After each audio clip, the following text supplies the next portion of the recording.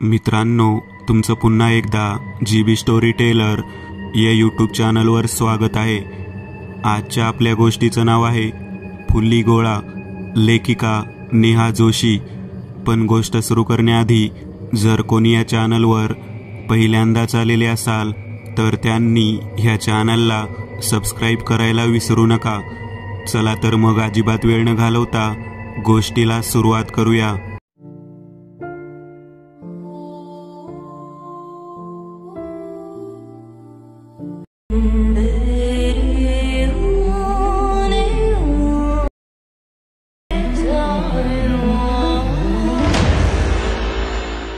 अमेय एक 13 वर्षांचा मुलगा, इयत्ता 8वी मध्ये शिकणारा, अतिशय हुशार गुणवंत विद्यार्थी, स्वभावानेही अतिशय विनम्र, नेहमी दुसऱ्यांच्या मदतीसाठी धावणारा, शाळेतही वर्गातल्या मुलांचे अभ्यासाच्या बाबतीत मदत करणारा, असा हा अमेय सगळ्यांचाच लाडका होता।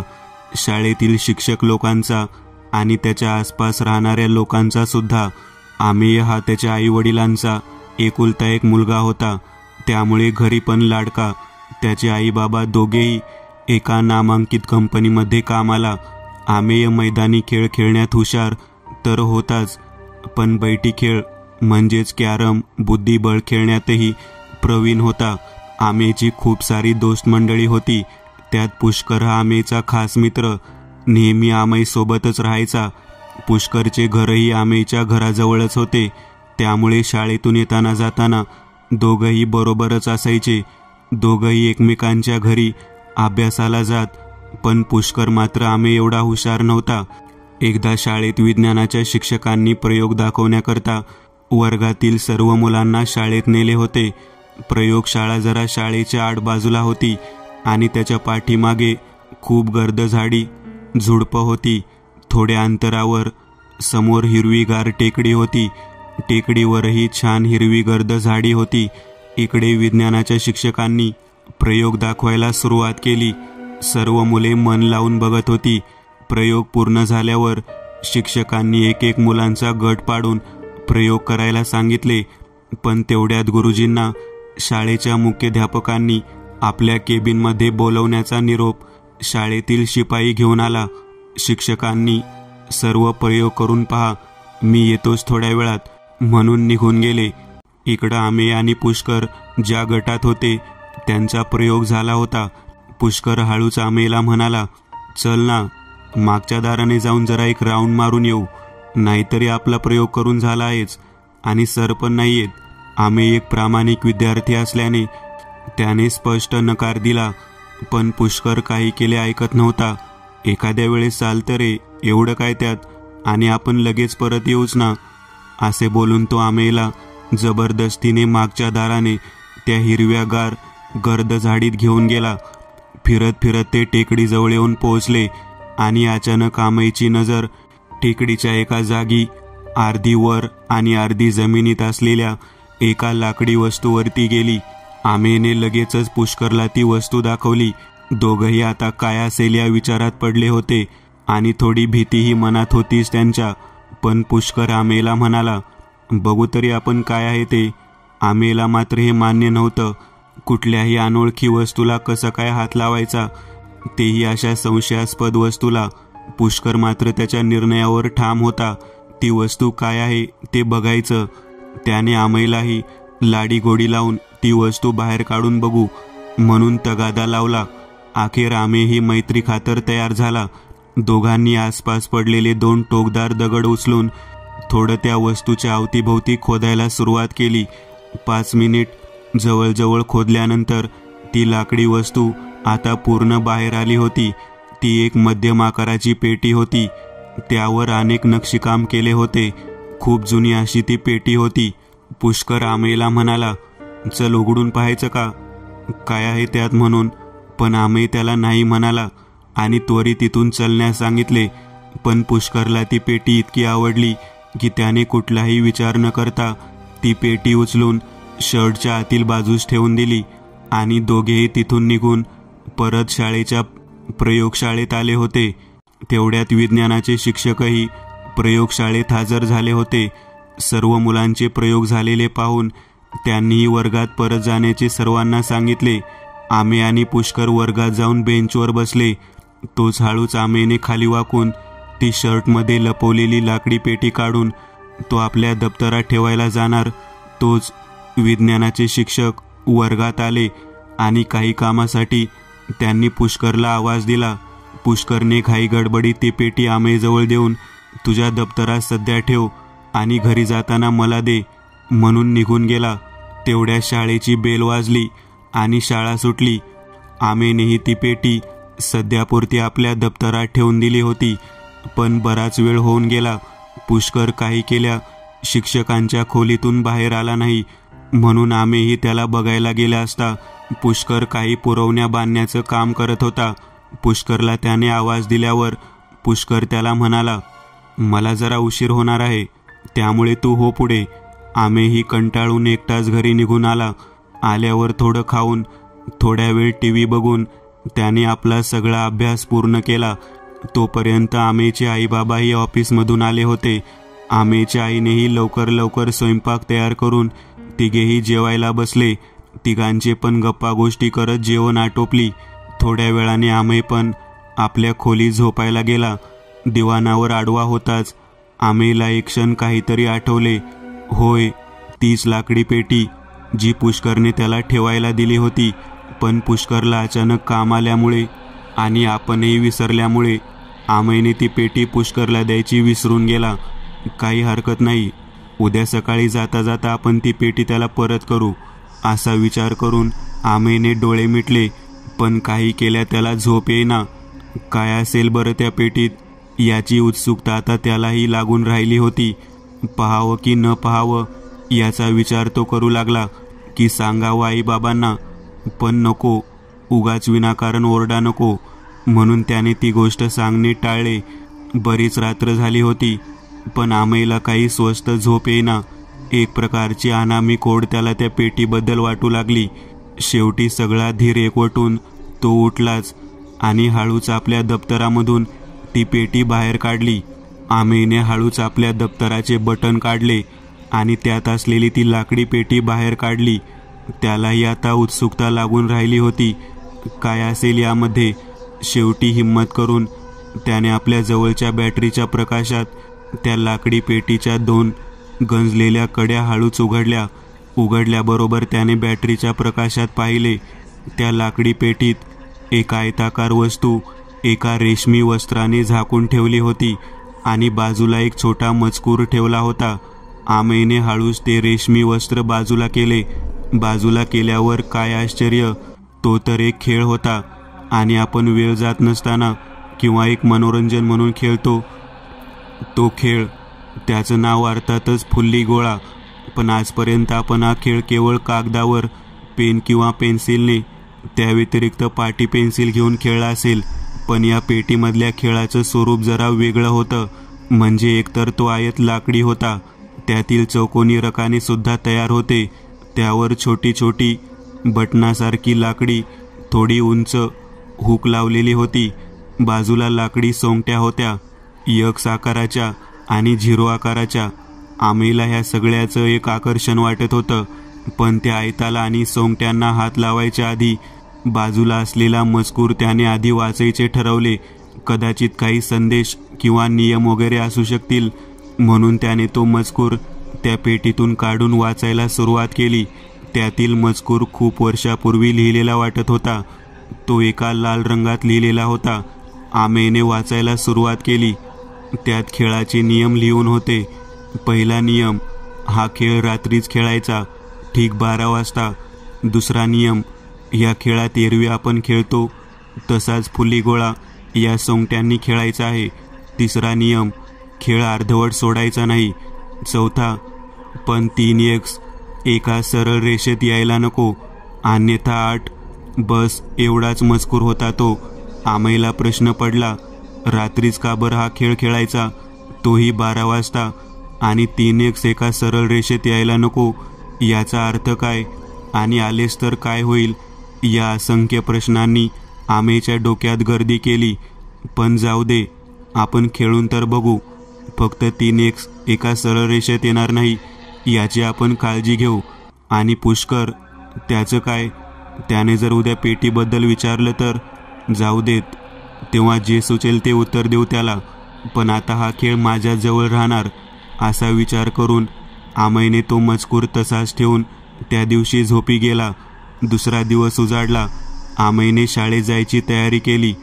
पुष्कर पण त्याला आवाज द्यायला आला होता. दोघंही बरोबर शाळेत जायला निघाले. नेहमीच्या गप्पा गोष्टी मारून झाल्यावर पुष्करला अचानक त्या सापडलेल्या पेटीबद्दल आठवलं. त्याने आमईला लागलीच विचारलं, आमई, काल ती पेटी मी तुला ठेवायला दिली होती, ती आणलीस ना? आमईला 2 मिनिट काही सुचेच ना. आमई अडखळत त्याच्याशी बोलला. कधी खोटं न बोलणारा आमई मात्र आज त्या पेटीच्या हव्यासापोटी आज पुष्करशी खोटं बोलणार होता. आमई म्हणाला, अरे हो, पण काय झालं? शाळेची बेल वाजली आणि मी पण ती पेटी घाईगडबडीत दप्तरात ठेवली आणि एक बटन लावलंच नाही बघ दप्तराचं. मी रस्त्याने जात असताना माझा पाय एका दगडात अडकला आणि मी पडलो. दप्तर पण फरफटत पुढे गेलं. मी कसा तरी उठून दप्तर घेऊन घरी आलो आणि पाहतो तर काय, पेटी नव्हती रे त्यात. ती बहुतेक रस्त्यात कुठेतरी पडली असावी. मला पण खूप वाईट वाटलं रे. तू एवढ्या जबाबदारीने दिलेली पेटी मी सांभाळू शकलो नाही. पुष्कर म्हणाला, अरे असू दे रे, त्यात तुझी काय चूक? पेटी गेली तर जाऊ दे, तुला काही लागलं नाही ना? आमईने नुसतीच नाही म्हणून मान डोलावली, पण आतून आमईला सुद्धा अपराधीपणाची भावना वाटत होती. पण काय करणार, आमईला ती पेटी हवी होती. त्यासाठी तो पहिल्यांदाच पुष्करशी खोटं बोलला होता. दिवस संपला. आमई पण रात्रीचं जेवण करून झोपी गेला. पण अचानक अमितला त्या पेटीची आठवण आली. पटकन उठून घड्याळात पाहिले असता 12 वाजायला अजून 5 मिनिट शिल्लक होती. आमईने लगेचच आपल्या कपाटात एका कोपऱ्यात ठेवलेली ती पेटी बाहेर काढली. ती उघडून त्यातील मजकूर बाजूला ठेवला आणि 12वर काटा येताच त्यातील सोंगट्या बाहेर काढल्या. सोंगट्यांना आतील बाजूस छिद्र होते, जेणेकरून त्या रकान्यात त्या बटनासारख्या हुकांना खेळताना लावता येतील. आमईने काळजीपूर्वक नियमांप्रमाणे खेळण्यास सुरुवात केली आणि अचानक त्याला 3 एक्स एकच आडव्या रेषेत न येण्याचे आठवले. त्याप्रमाणे तो खेळू लागला. डाव संपला आणि नशिबाने 3 एक्स एका सरळ रेषेत आले नाही. आमईला हा एक वेगळाच खेळ खेळून आनंद झाला होता. दिवसेंदिवस आमईला तो खेळ खेळल्याशिवाय रात्रीची झोप येत नव्हती. ठीक 12 वाजता तो खेळ खेळायचाच. एक दिवस अचानक आमईची आई पाणी प्यायला उठली असताना तिला आमईच्या खोलीतला प्रकाश दिसला. तिने हळूच आमईचे दार वाजवले. आमई खेळ खेळतच होता. अचानक आवाजाने, घाई गडबडीने आमईने ती पेटी कपाटाखाली ठेवून दिली आणि आईला दार उघडून सांगितले, मी अभ्यासच करत होतो, आता झोपतो. आईने पण, ठीक आहे, लवकर झोप म्हणून आपल्या खोलीत झोपायला निघून गेली.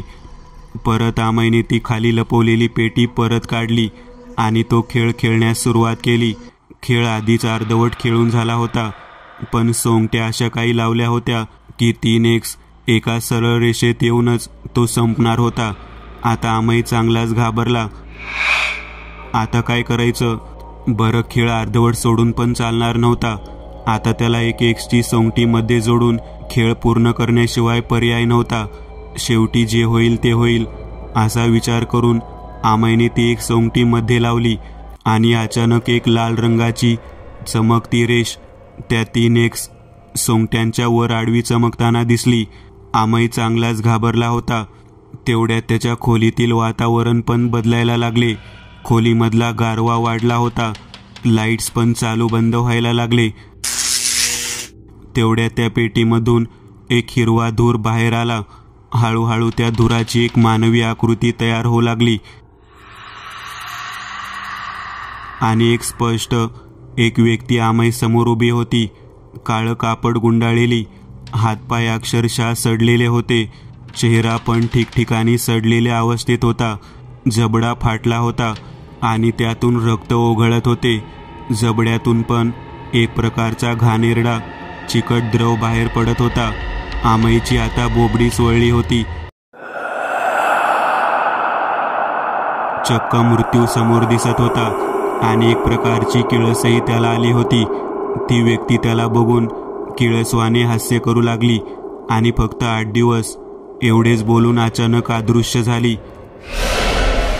आमईने ती पेटी तशीच भीत बंद करून कपाटात ठेवली आणि अचानक घरी येऊन खाली कोसळला. ते दुसऱ्या दिवशी तोंडावर पाणी शिंपडले गेल्यामुळे त्याला जाग आली. बघतो तर तो आपल्या बेडवर होता. आई बाबा दोन्ही त्याच्या बाजूला काळजी करत बसले होते. आमईला शुद्धीवर आलेलं बघून दोघांनाही खूप आनंद झाला. आमईच्या आईने प्रश्नांची सरबत्ती चालू केली. काय झालं आमई तुला अचानक? काय झालं? काल रात्री तर तू अभ्यास करत होतास रात्रीपर्यंत आणि सकाळी आम्ही तुझा दरवाजा वाजवला तर आतून काहीच आवाज आला नाही.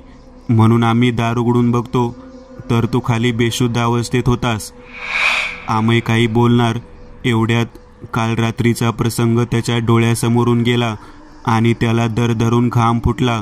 त्याने आईवडिलांना खरं काय घडलं हे सांगण्याऐवजी मला अचानक चक्कर येऊन मी खाली पडलो असंच सांगितलं. आईवडिलांनी पण ठीक आहे म्हणून त्याला शाळेत न पाठवता घरीच आराम करायचा सल्ला दिला. पण आमईने त्यांना नकार देत मी आता बरा असून शाळेत जाणार असल्याचं सांगितलं आणि तुम्ही काळजी न करता ऑफिसला जा, मला आता बरं वाटतंय.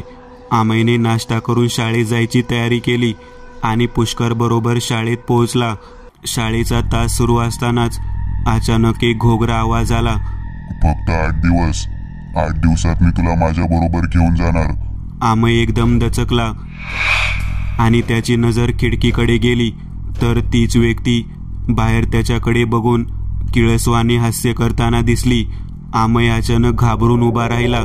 शिक्षकांनी सुद्धा आमईला असे एकदम उभा राहिलेलं पाहून त्याला प्रश्न विचारला, काय झालं म्हणून? बरं वाटत नाहीये का? पुष्कर आणि सगळी वर्गातली मुलं आता आमईकडे बघत होती. तेवढ्यात तो म्हणाला, सर तिकडे बघा कोणीतरी आहे. असं म्हणून तो खिडकीकडे बोट दाखवत होता.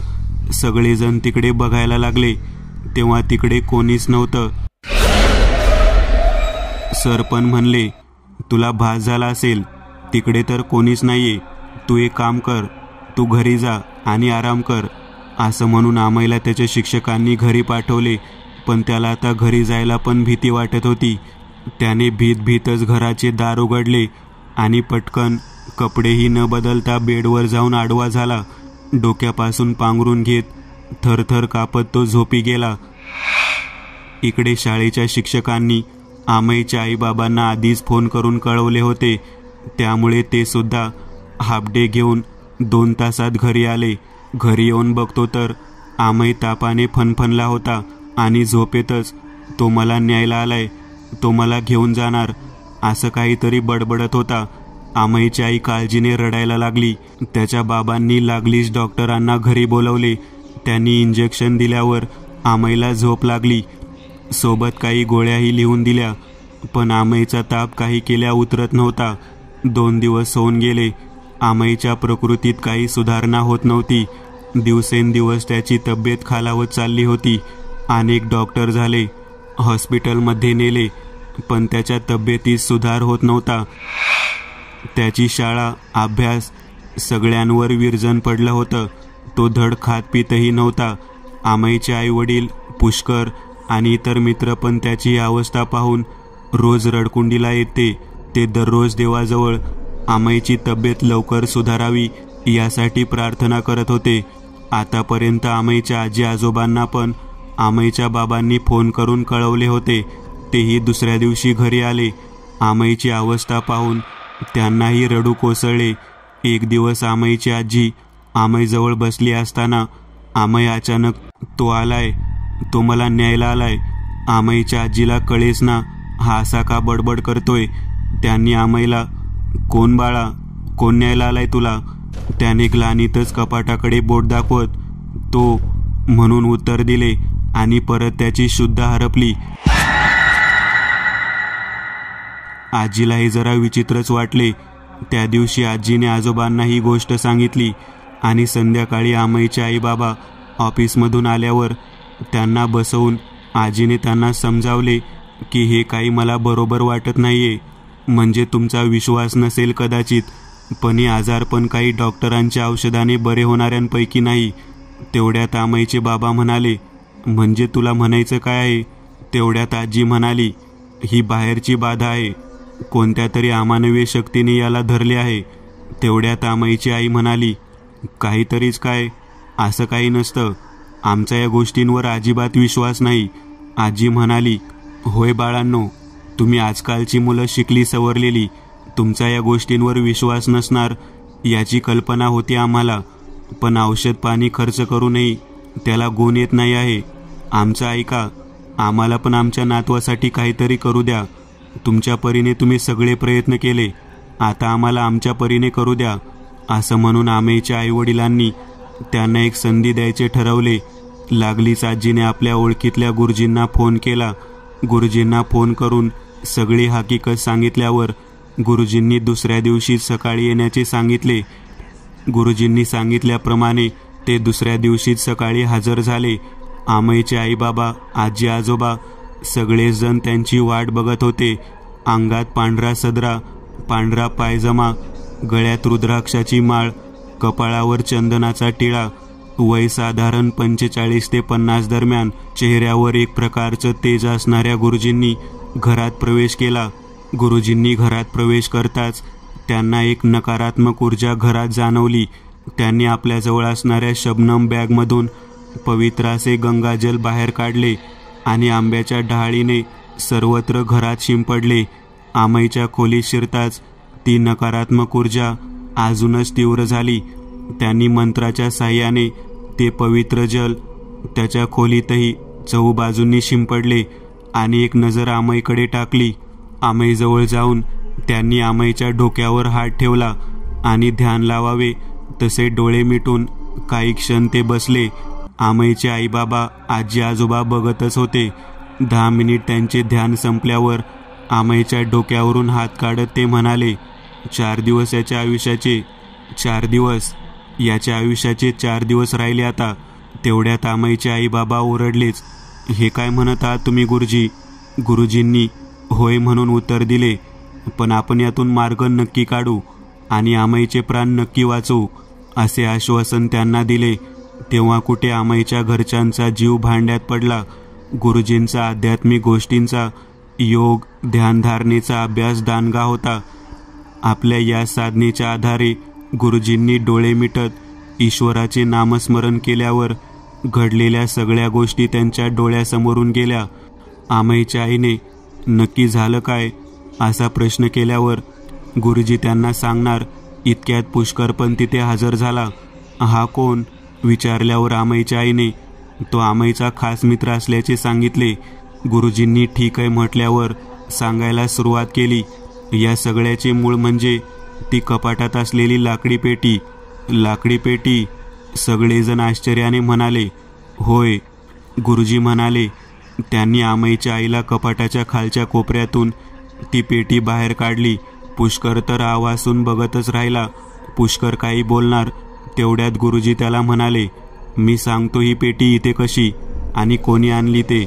गुरुजींनी आपल्या आध्यात्मिक शक्तीने ध्यान करत असताना सर्व काही सांगितले. त्याप्रमाणे गुरुजींनी सगळी हकीकत आमईच्या घरच्यांना सांगितली आणि त्या पेटीबद्दलचा भूतकाळही गुरुजींना माहीत झाला. तो त्यांनी सर्वांना सांगण्यास सुरुवात केली. फार वर्षापूर्वी हे शहर गाव होते. जेमतेम 100 लोकांची वस्ती. या गावात एक सुतारकाम करणारा रामू, त्याची बायको आणि त्याचा एक मुलगा असा छोटा परिवार होता. पण मुलगा जन्मतःच अपंग होता. गावात बरीच त्याच्या वयाची मुलं होती. त्या सर्वांना शाळेत जाताना बघून, खेळताना बागडताना पाहून रामू आणि त्याच्या बायकोला खूप वाईट वाटे. आपलाही मुलगा अपंग नसता तर या मुलांप्रमाणे शाळेत गेला असता, खेळला बागडला असता. दिवस असे जात होते. एक दिवस गावात रामूने एका मांत्रिकाला येताना बघितले होते. तो स्मशानभूमीकडे जाताना त्याला दिसला. रात्री त्याने बायकोला सांगितले व म्हणाला, आपण त्या मांत्रिकाला जाऊन भेटू. आपल्या मुलाला बरे करण्याचा उपाय नक्की त्याच्याकडे असेल. एवढे डॉक्टर हाकीम झाले पण काही गुण नाही. मला आता बघवल्या नाही जात. बायकोलाही त्याचे म्हणणे पटले. दोघंही त्या मांत्रिकाला जाऊन भेटले. रात्रीच्या प्रहरी कोणालाही न दिसता मांत्रिकाने सर्व ऐकून घेतल्यावर त्यांना एक उपाय आहे सांगितले. मी माझ्या मंत्रशक्तीने येथील एका शक्तीला जागृत करू शकतो, पण त्या पाशवी शक्तीला लहान मुलांचे बळी लागतील, तेही तुमच्याच पोराच्या वयाचे असले पाहिजेत. त्यासाठी तुम्हाला गावातील पोरांना कशाने आकर्षित करता येईल ते बघा. 2 दिवस होऊन गेल्यानंतर रामूला एक युक्ती सुचली. तो बायकोला म्हणाला, आपल्या गावातील पोरं फुली गोळ्याचा खेळ खूप आवडीने खेळतात ना? त्याची बायको हो म्हणाली. तसा रामू ताडकन उठला, लगोलग भलं मोठं लाकूड कापलं आणि आपल्या कलेने एक छान लाकडी पेटी तयार केली. त्यात एक आयताकृती भाग तयार करून रकाने, सोंगट्या सगळं काही तयार केलं. दिवस मावळला आणि ती लाकडी पेटी घेऊन रामूने आपल्या बायकोला दाखवले. त्यावर बायको म्हणाली, हे काय, याच्याने काय होणार? रामू म्हणाला, अगं गोळ्या बिस्किटं पोरांना सतत दिलं तर लोकांना शंका येईल. त्यापेक्षा ही पेटी आणि यातील खेळ हे सगळं घेऊन मांत्रिकाकडे जाऊ. तो नक्कीच काहीतरी आपल्या मंत्राने या पेटीला बांधेल आणि मग आपण गावातील एका पोराला भेट म्हणून देऊ. खेळून झाल्यावर त्यांना आपण सांगू, आमच्याकडे परत आणून द्या.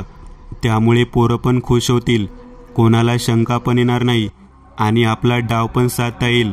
हे सगळं ऐकून त्याची बायको पण खुश झाली. त्याच दिवशी ते रात्री गुपचूप त्या मांत्रिकाकडे गेले.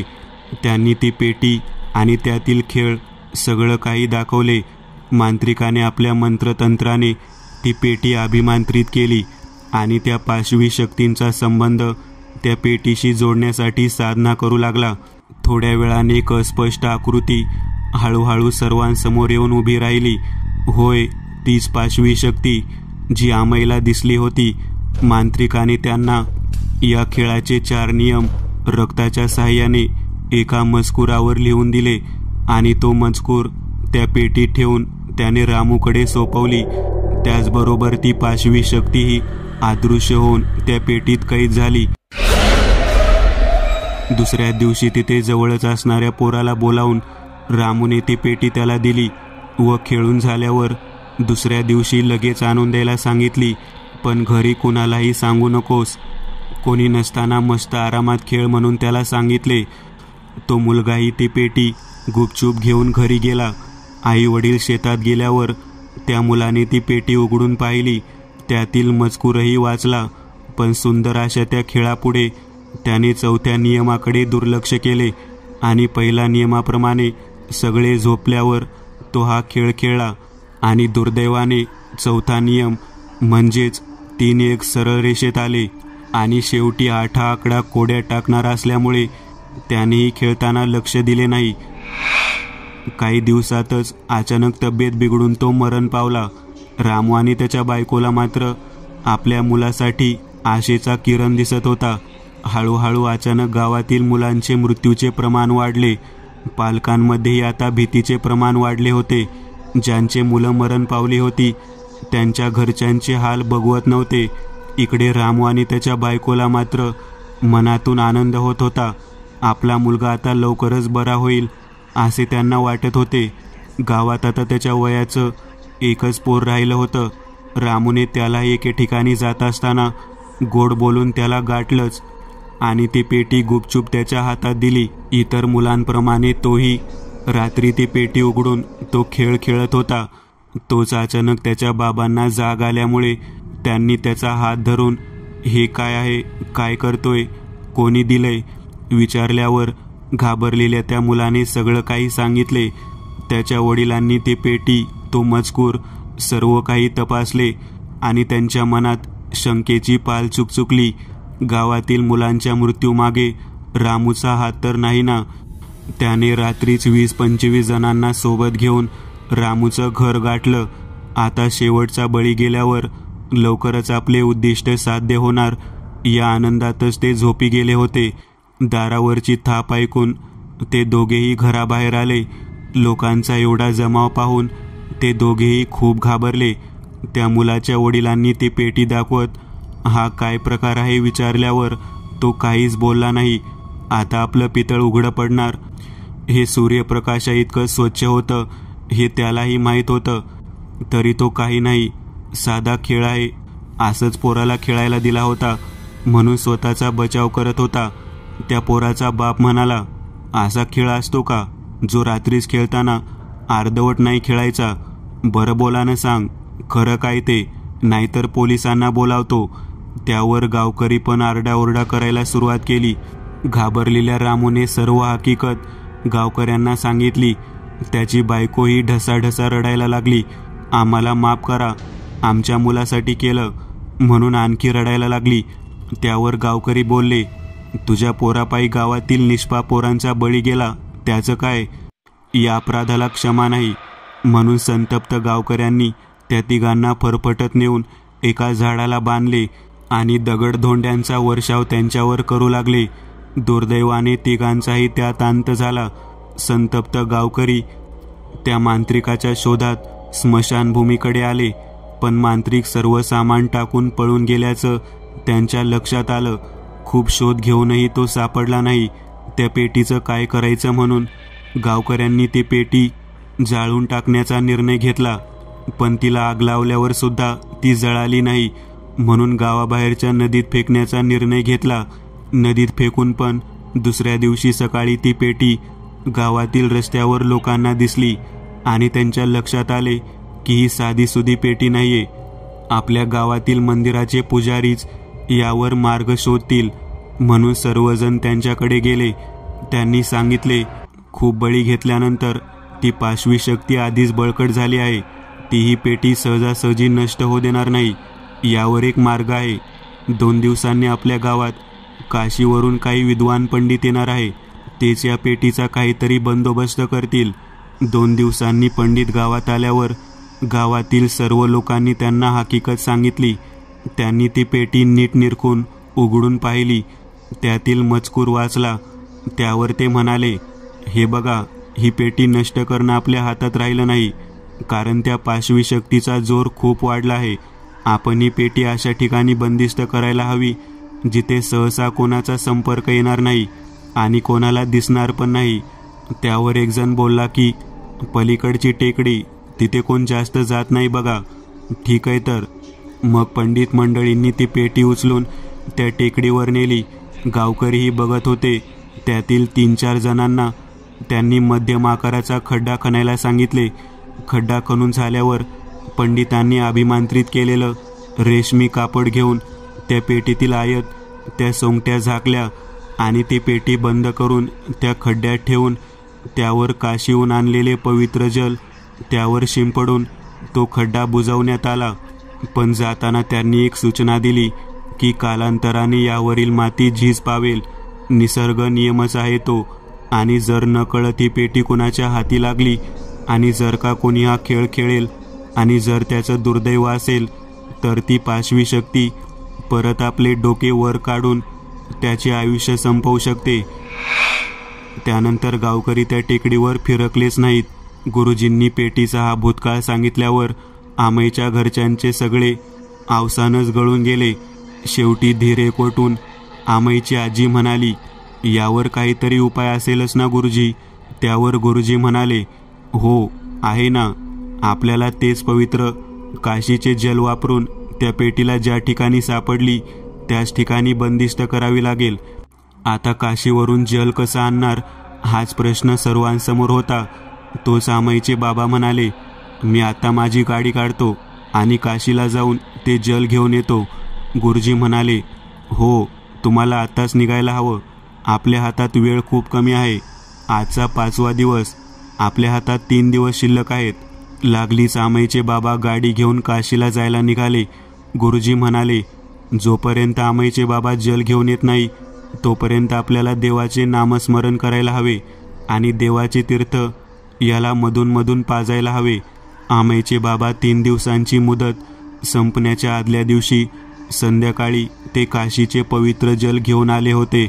सततचे गाडी चालवून त्यांनाही थकवा आला होता, पण आपल्या मुलाच्या जीवापुढे त्यांना काहीही दिसत नव्हते. गुरुजींनी लगेच आमईच्या आईबाबांना आणि पुष्करला त्यांच्याबरोबर यायला सांगितले. ती पेटी घेऊन गुरुजी पुष्करला म्हणाले, बाळा, ती पेटी कुठे सापडली होती ती जागा दाखवू शकशील का? पुष्करने पण लगेच हो म्हणून आपल्या मागे यायला सांगितले. आता चौघे जण त्या शाळेच्या मागच्या टेकडीवर त्या ठिकाणी येऊन पोहोचले होते. गुरुजींनी आमईच्या वडिलांसोबतच कुदळ फावडे घेऊन यायला सांगितले होते. गुरुजींनी आमईच्या बाबांना तसाच मध्यम आकाराचा खड्डा खणायला सांगितले. खणून झाल्यावर त्यांनी मंत्राने ते रेशमी वस्त्र पुन्हा त्या आयतावर आणि सोंगट्यावर झाकले आणि काशीहून आणलेल्या त्या पवित्र जलाने त्या पेटीवर शिंपडून ती पेटी त्या खड्ड्यात बंदिस्त केली. इकडे चौघे जण रात्री घरी आल्यावर बघतात तर काय, आमई उठून आजी आजोबांसोबत गप्पा मारत होता. आमईला आता शुद्ध आली होती. तापही उतरला होता. थोडा अशक्तपणा होता. पुष्करला समोर बघताच आमईला रडू कोसळले आणि आपण खोटं बोलल्यामुळे त्याची माफीही मागितली. सर्वांनी दुसऱ्या दिवशी सकाळी गुरुजींचे आभार मानले.